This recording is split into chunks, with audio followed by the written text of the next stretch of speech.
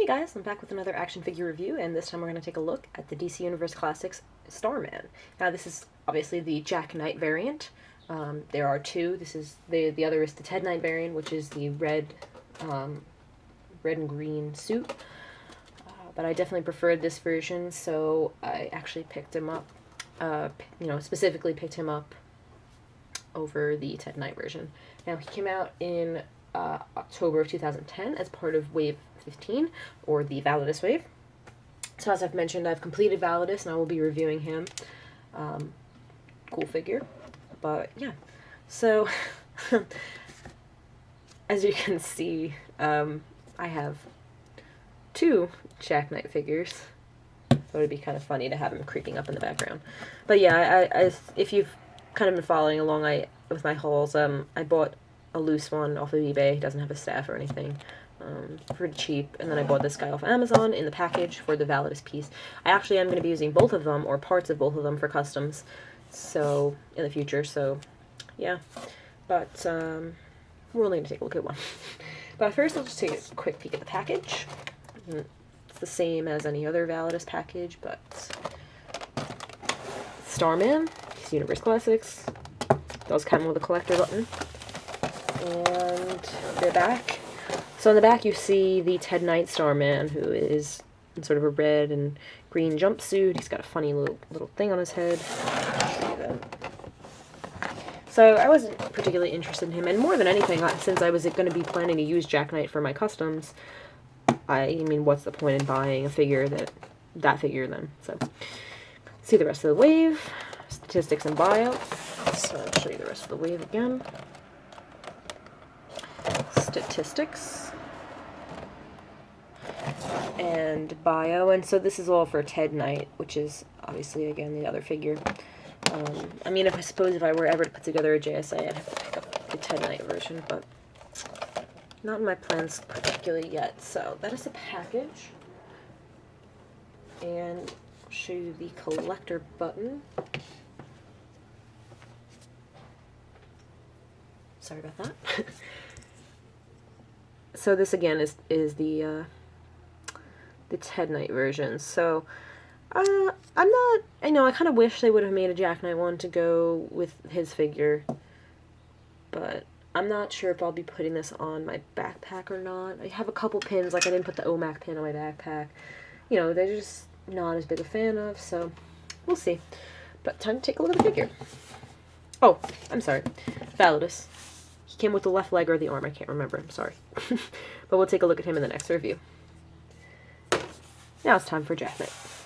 So I like, I'm not particularly familiar with either Ted Knight or Jack Knight, but we get so many figures and superheroes that wear these kind of, one-piece jumpsuits, and this guy just looks so cool in his kind of civilian clothes with the goggles and the big staff as opposed to that little thing, and I just thought he looked really cool, and that was before I was even planning any customs. I was like, oh, well, I'll get the Jack Knight variant for Validus, like, he looks really cool.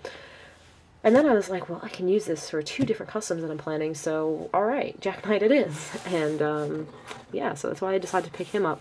He was about 12 bucks on Amazon, specifically to buy his variant. If you want to take a chance and get either of them, you can get them for like 10 bucks new in package. I got my loose one for 8 or 9, I don't remember. And yeah, on eBay he goes for, yeah, about that, 10, 15 loose usually, and then, 15, 20 in the package. He's not expensive.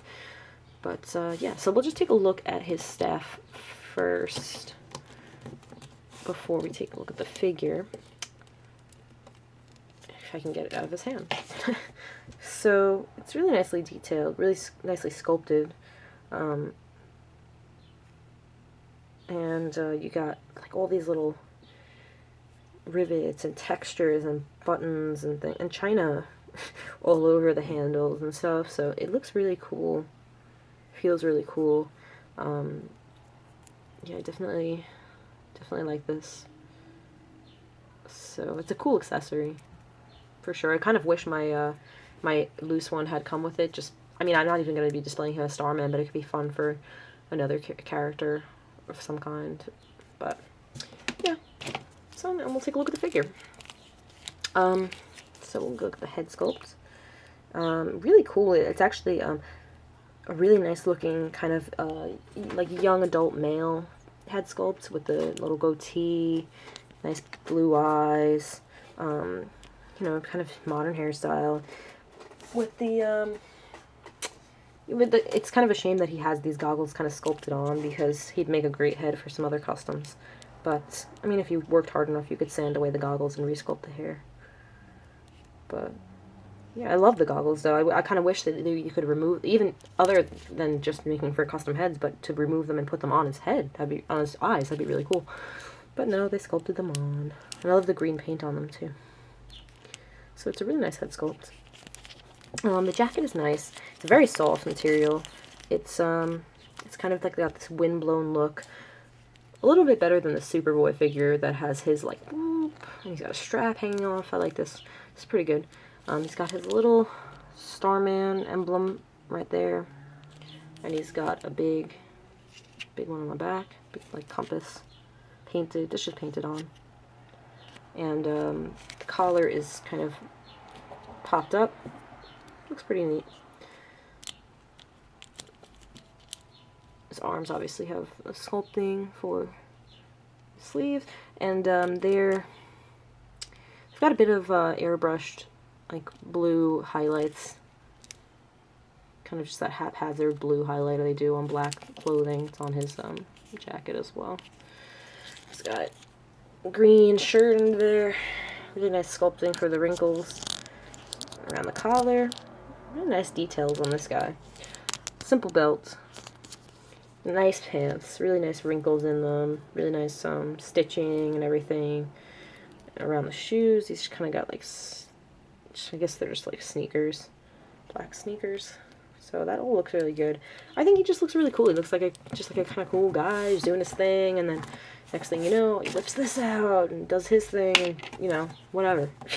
So I think he just looks cooler than Ted Knight Starman, who's, I mean, not only is he wearing, like, a jumpsuit with a weird thing on his head, but it's red and green, like Christmas colors, man. Why? So, yeah, I really like the look of this guy, and,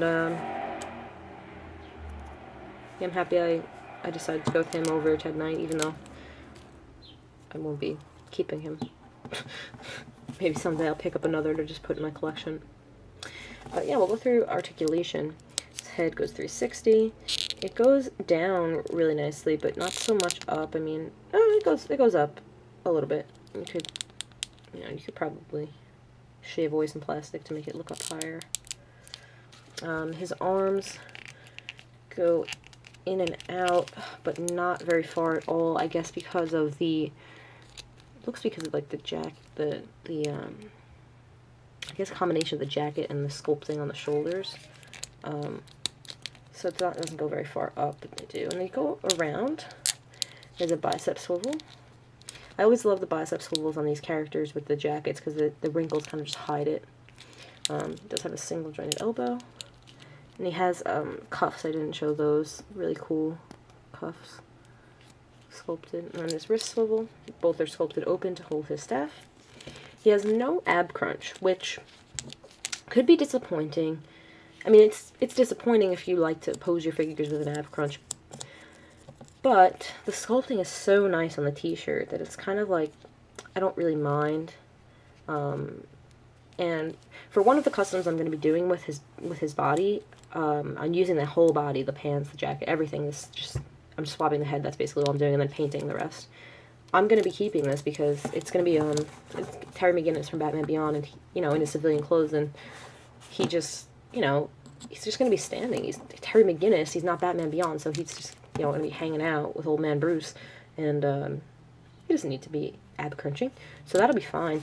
But probably be changing the torso on the other custom, which is going to be a Superboy with a black t-shirt, which unfortunately he does wear a t-shirt, so I'm not certain, but I kind of think he should have an ab crunch, so we'll see about that. But anyway, back to Starman himself.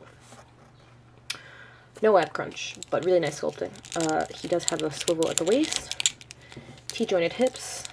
He can go all the way into a split, forward and back, cut above the knee, single knee, and then a bit of an ankle, but like most characters with pants that go like this, he doesn't have as much motion in the ankle.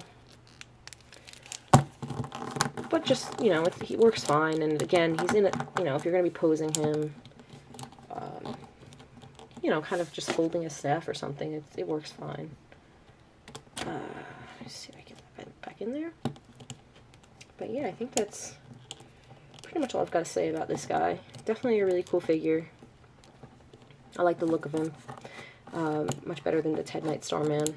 And I look forward to working with the body for my customs, and maybe picking up another one someday just to have in my collection. And yeah, definitely a cool looking guy. So that's my review of the DC Universe Classics Starman from Wave 15, the Jack Knight variant from the Validus Wave. And I hope you enjoyed this review, guys. Thanks so much for watching. I'll see you in future ones. Bye, guys.